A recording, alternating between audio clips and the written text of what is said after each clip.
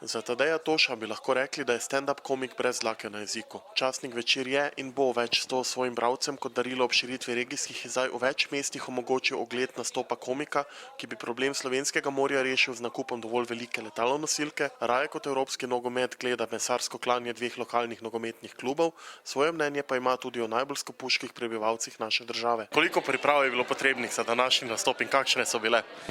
Za današnji nastop je posebna priprava zahtevala samo krajšanje materijala, neko kompilacijo, zgostitev iz 90 minut na 60, drugače pa so priprave zahtevale samo to, da človek pride s pravo energijo noter.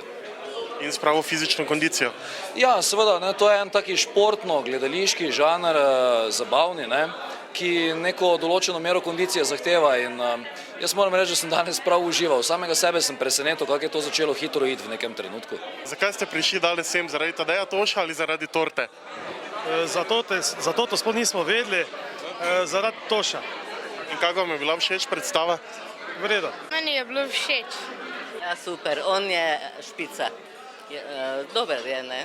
Že ko ga vidiš, se začne smejati, kaj še lepo, ko spregovori. Smo ga že večkrat poslušali, tako da nam je poznan. In moram priznati, da mi je bil všeč tudi danes. Bilo je fenomenalno. Kaj, torta ali Tadej? Oboje. Ja. Odkot pa Tadej črpa ideje za svoje šale? Iz življenja, iz vsega, kar nas obdaja, iz svojih izkušenj, iz izkušenj in zgodbic svojih prijateljev, iz časopisov, televizije, vseh medijev in potem se to začinim z domišljijo in tisto, kar se mi zdi najbolj nemogoče, povem točno tako in takrat vidim, da se to ljudem pravzaprav zares dogaja. Koliko procentov materijala je vzetega iz Večera?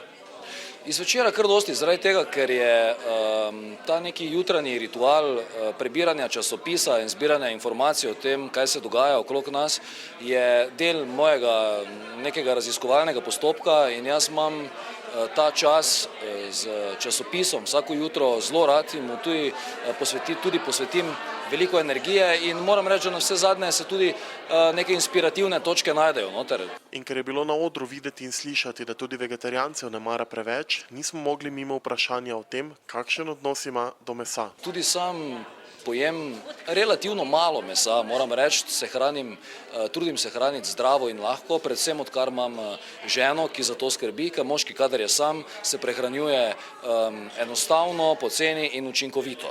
Ko pa pride v igro žena, še posebej, če se tu pridruži kaki mladič, za katerega je pa treba seveda skrbeti, takrat se pa prehrana v neki družini izjemno spremeni. In jaz moram reči, da se mi hranimo kar lahko in zaradi tega mi je potem še meni samemu toliko bolj smešno, ko se na taki neki obešenjaški način spravim na te boge vegetarijance.